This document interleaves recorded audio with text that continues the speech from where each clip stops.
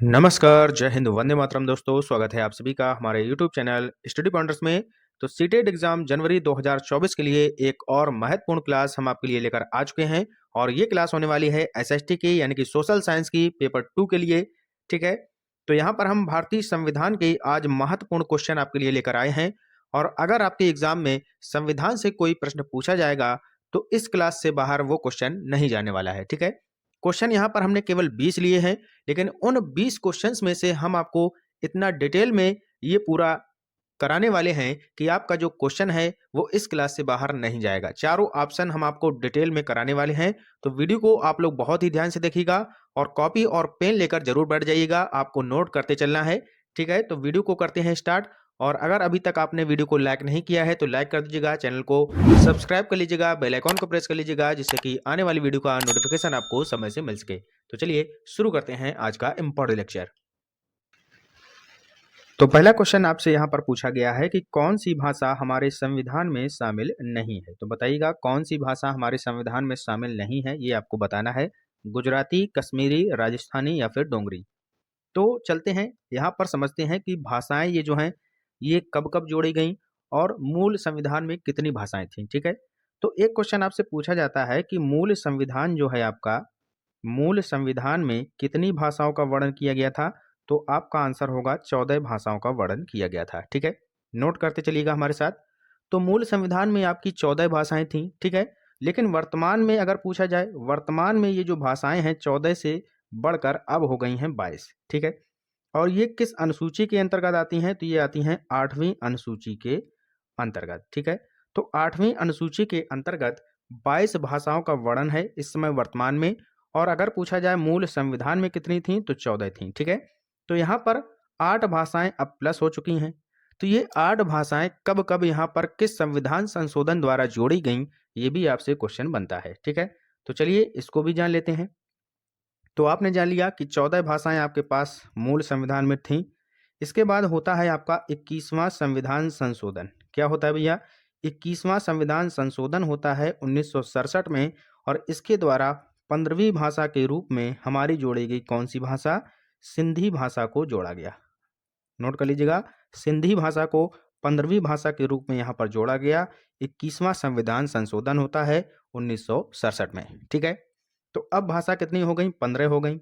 इसके बाद आपका होता है 71वां संविधान संशोधन।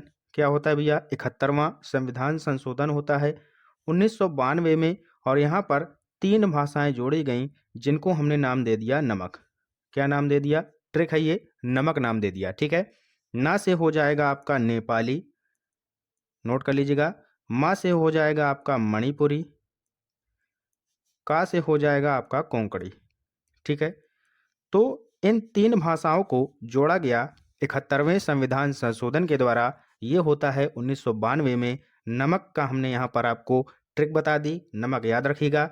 ना से नेपाली हो जाएगा, मा से मणिपुरी हो जाएगा, का से कोंकणी हो जाएगा। ठीक है, तो 15वीं भाषा आपने सिंधी जोड़ दी। उसके बाद आपने 3 भाषाएं नेपाली, मणिपुरी, कोंकणी जोड़ दी। तो 15 और 3 18 भाषा अब आपके पास हो गई। ठीक है, लेकिन हमें करना कितनी है? 22 भाषाएं। चलते हैं आगे। तो 71वां संविधान संशोधन कंप्लीट हो गया।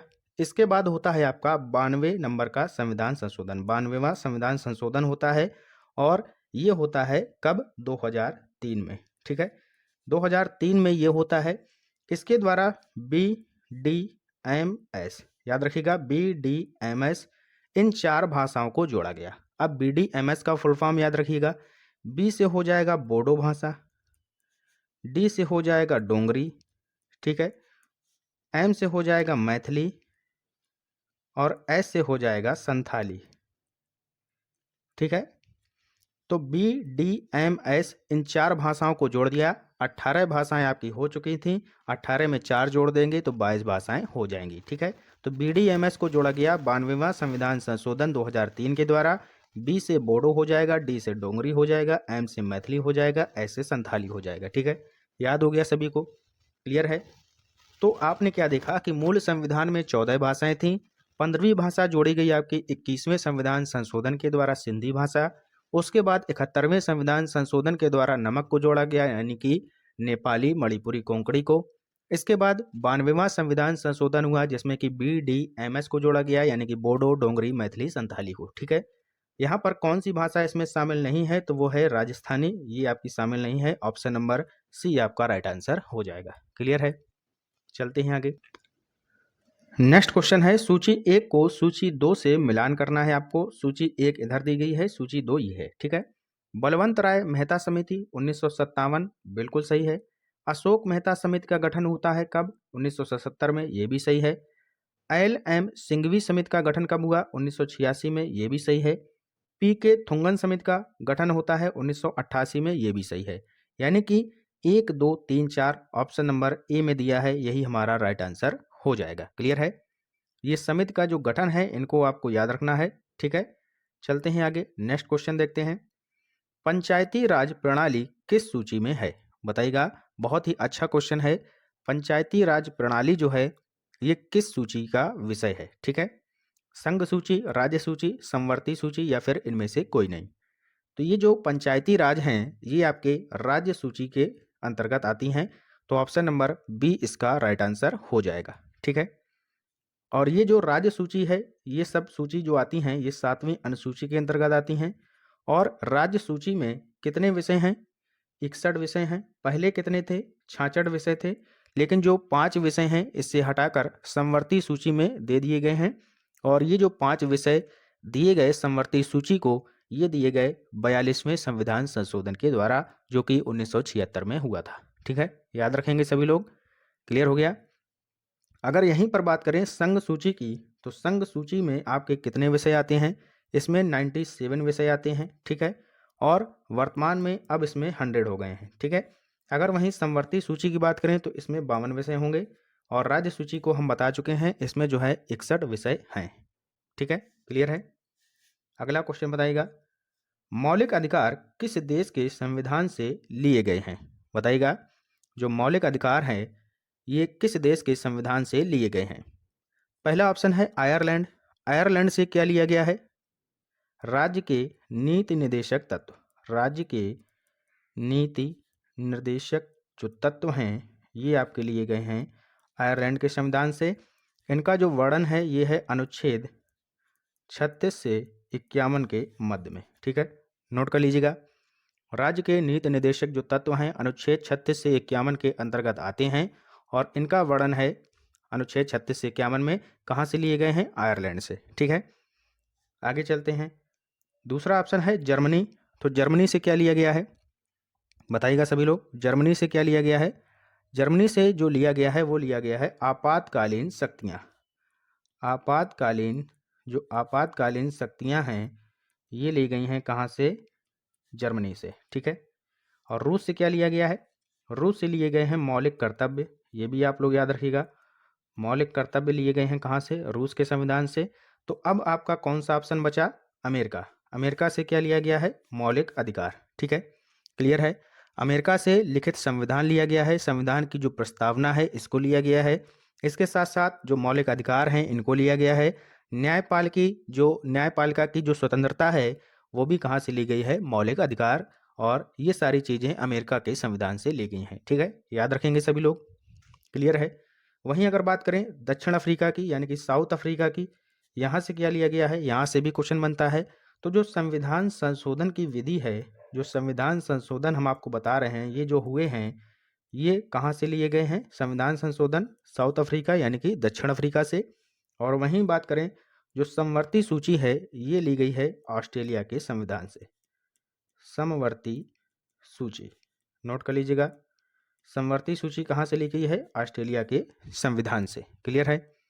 और रूस हम आपको बता चुके हैं, रूस से क्या लिया गया है? मौलिक कर्तव्य। आगे चलते हैं। अगला क्वेश्चन है मौलिक अधिकार क्या हैं? मौलिक अधिकार क्या हैं?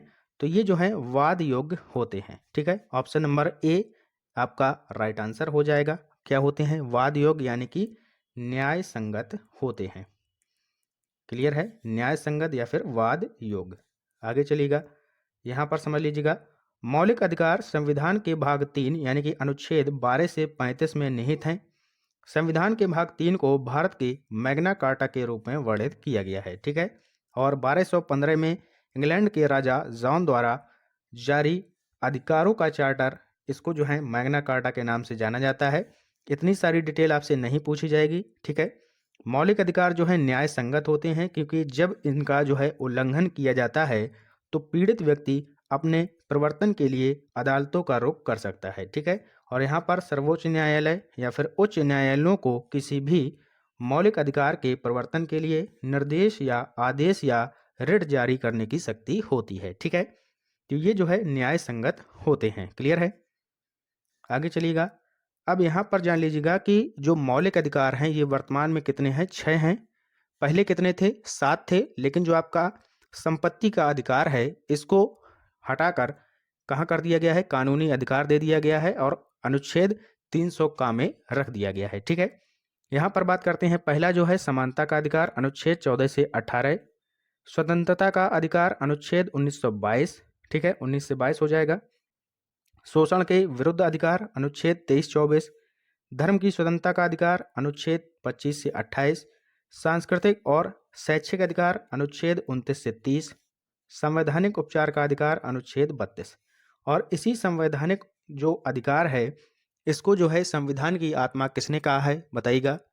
जो अनुच्छेद आपका 32 है, संवैधानिक उपचारों का अधिकार, इसको डॉक्टर भीमराव अंबेडकर ने जो है संविधान की आत्मा कहा है, ठीक है, याद रखेंगे। अगला क्वेश्चन बताइएगा, भारतीय संविधान का निर्माण किसने किया? बहुत ही अच्छा क्वेश्चन है। भारतीय संविधान का निर्माण किसने किया है? डॉक्टर भीमराव अंबेडकर ने किया है, ठीक है। इन्हीं को प्रारूप समिति का अध्यक्ष भी कहा जाता है। अगर आपसे क्वेश्चन पूछे कि प्रारूप समिति के अध्यक्ष कौन थे, प्रारूप समिति के अध्यक्ष कौन थे, तो आपका आंसर होगा डॉक्टर भीमराव अंबेडकर, ठीक है। अगर आपसे पूछे कि डॉक्टर भीमराव अंबेडकर के अनुसार संविधान की आत्मा किसे कहा जाता है, तो ये कहा जाता है आर्टिकल 32 संवैधानिक उपचारों के अधिकार को। क्लियर है? आगे यहाँ पर थोड़ा सा और जान लीजिएगा। डॉक्टर राजेंद्र प्रसाद क्या थे? संविधान सभा के पहले स्थायी अध्यक्ष नियुक्त किए गए थे। अगर स्थायी पूछे संविधान सभा के पहले अध्यक्ष, तो ये थे डॉक्टर राजेंद्र प्रसाद। अगर वहीं पर पहले अस्थायी अध्यक्ष पूछे तो आपका आंसर हो जाएगा डॉक्टर सच्चिदानंद सिन्हा, ठीक है। डॉक्टर सच्चिदानंद सिन्हा जी पहले अस्थायी अध्यक्ष बने और डॉक्टर राजेंद्र प्रसाद पहले स्थायी अध्यक्ष बने थे, ठीक है। अगला क्वेश्चन बताइएगा, भाषाई आधार पर गठित होने वाला भारत का पहला राज्य कौन सा है? बहुत ही अच्छा क्वेश्चन है। क्या हो जाएगा इसका राइट आंसर बताइएगा। आंध्र प्रदेश ये जो है आपका पहला राज्य बना था भाषाई आधार पर, और ये कब बना था? 1 अक्टूबर 1953 को। 1 अक्टूबर 1953 को ये बना था तेलुगु भाषी लोगों के लिए, ठीक है।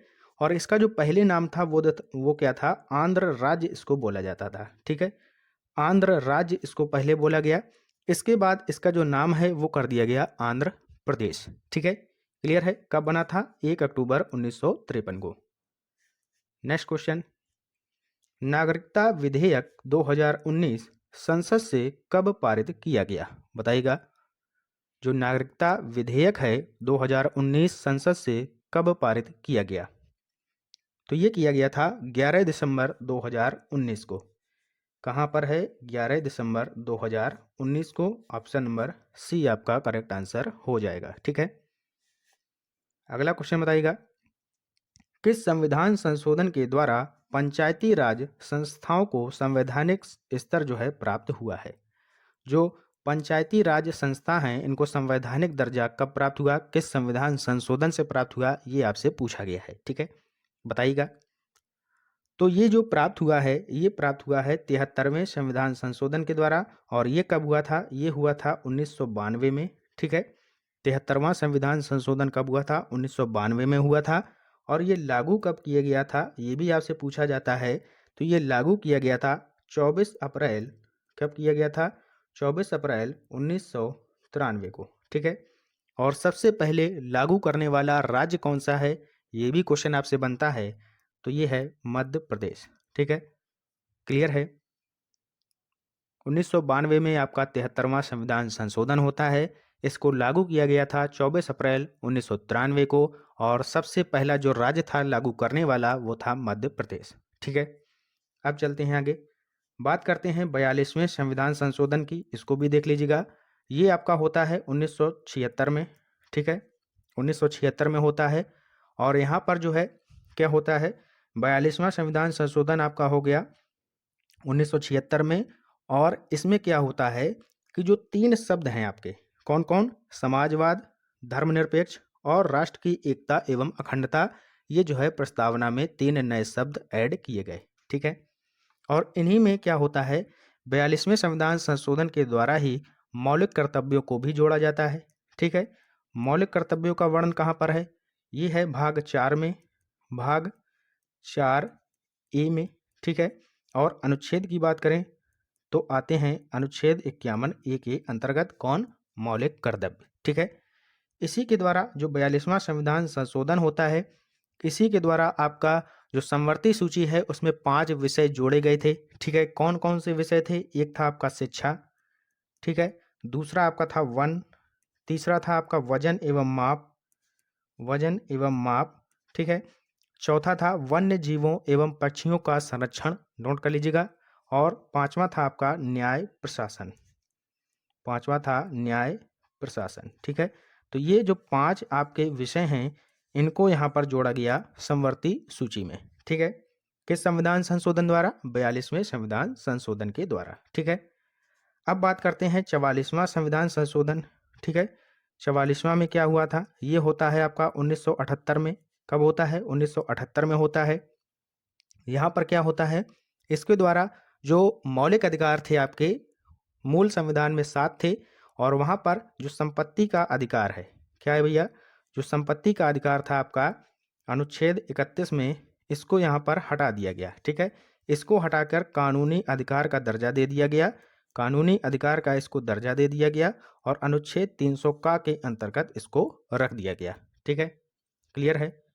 और क्या दिया था ऑप्शन में, 71वां संविधान संशोधन आपका दिया है, ठीक है। ये कब हुआ था, हम आपको बता चुके हैं, 1992 में हुआ था। इसके अंतर्गत 3 भाषाओं को 8वीं अनुसूची में जोड़ा गया था। कौन कौन सी थी, नमक हम आपको बताया था, नेपाली, मणिपुरी, कोंकणी, क्लियर है, याद हो गया। आगे चलिएगा, नेक्स्ट क्वेश्चन बताइएगा, यदि पंचायत भंग होती है तो किस अवधि के अंदर निर्वाचन होंगे, बताइएगा। यदि पंचायत भंग होती है तो किस अवधि के अंदर निर्वाचन होते हैं, तो ये होते हैं 6 माह के अंतर्गत, ठीक है, क्लियर है।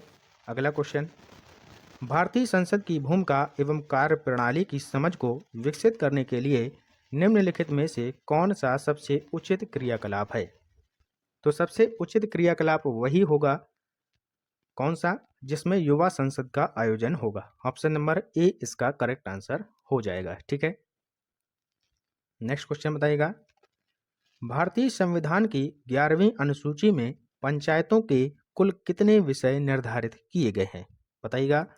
11वीं अनुसूची में पंचायतों के कुल कितने विषय यहाँ पर निर्धारित किए गए हैं, तो इसमें जो है टोटल 29 विषय निर्धारित किए गए हैं, जैसे कि आपकी पंचायत की शक्तियाँ हो गई, ठीक है, ग्रामीण विकास हो गया, ग्रामीण विकास हो गया आपका, पेयजल हो गया, ठीक है, पेयजल हो गया, गरीबी उन्मूलन हो गया, बाजार हो गया, सड़क हो गया। तो इस तरीके से आपके 29 विषयों को यहाँ पर शामिल किया गया है, ठीक है। नेक्स्ट क्वेश्चन बताइएगा, निम्नलिखित अनुच्छेदों में से कौन सा अनुच्छेद पंचायतों में अनुसूचित जातियों एवं अनुसूचित जनजातियों के लिए आरक्षण प्रदान करता है, तो आरक्षण की यहाँ पर बात की जा रही है, तो ये है अनुच्छेद 243 डी, ऑप्शन नंबर ए आपका करेक्ट आंसर यहाँ पर हो जाएगा, ठीक है। आगे चलिएगा, नेक्स्ट क्वेश्चन, त्रिस्तरीय पंचायती राज प्रणाली स्थापित करने की अनुशंसा सर्वप्रथम किसके द्वारा की गई थी, बताइएगा। त्रिस्तरीय पंचायती जो राज्य हैं, त्रिस्तरीय पंचायती राज प्रणाली स्थापित करने की अनुशंसा सर्वप्रथम किसने की थी, तो ये की थी बलवंत राय मेहता समिति के द्वारा, ठीक है। ऑप्शन नंबर बी आपका यहाँ पर करेक्ट आंसर हो जाएगा। और बलवंत राय का जन्म कब हुआ था, बताइएगा जरा। इस समिति का गठन कब हुआ था, 1957 में, पहले भी बताया है अभी हमने आपको, ठीक है। और इनका जो जन्म हुआ था, ये हुआ था 19 फरवरी बलवंत राय का 1900 में, ठीक है, कहाँ पर, गुजरात में, ठीक है। नेक्स्ट आगे चलिएगा, अगला क्वेश्चन बताइएगा, संयुक्त राष्ट्र सुरक्षा परिषद में स्थायी सदस्यों की संख्या है। स्थायी सदस्यों की संख्या कितनी है? बहुत ही सिंपल क्वेश्चन है, 5 है। ठीक है, ऑप्शन नंबर बी आपका सही उत्तर हो जाएगा। अगला क्वेश्चन, संयुक्त राष्ट्र महासंघ दिवस कब मनाया जाता है? बताइएगा, संयुक्त राष्ट्र महासंघ दिवस कब मनाया जाता है? तो ये मनाया जाता है 24 अक्टूबर को। ठीक है, 16 सितंबर को विश्व ओजोन दिवस मनाया जाता है, इसको भी याद रखिएगा। ठीक है, 22 मार्च को क्या मनाया जाता है? बताइएगा, विश्व जल दिवस मनाया जाता है। अगर यहीं पर पूछें 22 अप्रैल को क्या मनाया जाता है, ये भी क्वेश्चन बनता है, तो ये मनाया जाता है विश्व पृथ्वी दिवस। ठीक है, याद रखिएगा, 22 अप्रैल को पृथ्वी दिवस, 22 मार्च को जल दिवस, 16 सितंबर को ओजोन दिवस और 11 जुलाई को विश्व जनसंख्या दिवस। ठीक है, जनसंख्या दिवस कब मनाया जाता है? 11 जुलाई को। ठीक है, यहाँ पर क्या पूछा था? संयुक्त राष्ट्र महासंघ दिवस 24 अक्टूबर। क्लियर है? नेक्स्ट क्वेश्चन, भारतीय संविधान में किस अनुच्छेद में प्रावधानों के अंतर्गत संशोधन किया जा सकता है? बताइएगा, संशोधन किस अनुच्छेद के अंतर्गत किया जा सकता है? ठीक है, बताइएगा। अनुच्छेद 352 दिया है पहला ऑप्शन, इसके अंतर्गत क्या आता है? राष्ट्रीय आपातकाल। अगर आपसे पूछा जाए राष्ट्रीय आपातकाल का वर्णन कहाँ पर है, तो ये है अनुच्छेद 352 में। 356 की बात करें तो ये है आपका राज्य आपातकाल, जिसको हम राष्ट्रपति शासन बोलते हैं, राष्ट्रपति शासन लगता है यहाँ पर। ठीक है, ये हो गया आपका राज्य आपका आपातकाल। अनुच्छेद 360 में क्या आता है? ये आता है वित्तीय आपातकाल। ठीक है, वित्तीय आपातकाल। क्लियर है? तो इसका राइट आंसर क्या हो जाएगा? अनुच्छेद 368। इसके अंतर्गत क्या होता है? जो आपके संविधान संशोधन होते हैं उसका वर्णन किया गया है अनुच्छेद 368 में। क्लियर है?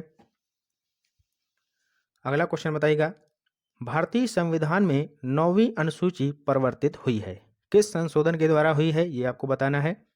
तो 9वीं अनुसूची ये आती है प्रथम संविधान संशोधन के द्वारा, ये होता है 1951 में। क्लियर है? 1951 में होता है पहला संविधान संशोधन।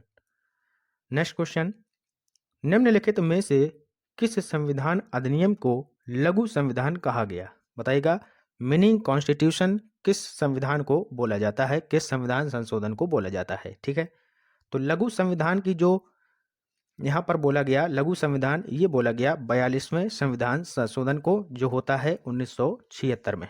ठीक है, इसी को बोला जाता है मिनी कॉन्स्टिट्यूशन। क्लियर है? आगे चलिएगा, नेक्स्ट क्वेश्चन बताइएगा। और यहाँ पर क्या दिया था? 46वां संविधान संशोधन जरा बताइएगा कब हुआ था? 46वां संविधान संशोधन 1982 में होता है। 50वां संविधान संशोधन कब हुआ? ये हुआ 11 सितंबर 1984 को। ये भी आप लोग याद रखिएगा। नेक्स्ट क्वेश्चन, निम्न संविधान संशोधनों में से किस एक के द्वारा पहली बार संविधान में दल बदल विरोधी जो है प्रावधान किया गया? तो यहाँ पर बताना है आपको दल बदल विरोधी प्रावधान कब किया गया। तो ये किया गया था आपका 52वां जो आपका यानी कि 52वां संविधान संशोधन है, इसके अंतर्गत ये किया गया था। और 52वां संविधान संशोधन कब होता है? तो ये होता है 1985 यानी कि 1985 में। ठीक है, और जो दल बदल जो आपका ये दल बदल कानून है, ठीक है, ये आता है 10वीं अनुसूची के अंतर्गत। ठीक है, दल बदल करने वाले जो सदस्य होते हैं इनको अयोग्य ठहराने का जो प्रावधान है वो अनुसूची 10 में है, और जो आपका 52वां संविधान संशोधन है इसके द्वारा ये प्रावधान लाया गया था। ठीक है, क्लियर हो गया? तो ये थे टॉप 20 क्वेश्चन, और आशा करते हैं कि आपको पूरी डिटेल अच्छे से समझ में आई होगी। मिलते हैं नेक्स्ट इंपॉर्टेंट लेक्चर के साथ, तब तक के लिए पढ़ते रहिए और आगे बढ़ते रहिए। जय हिंद, जय भारत।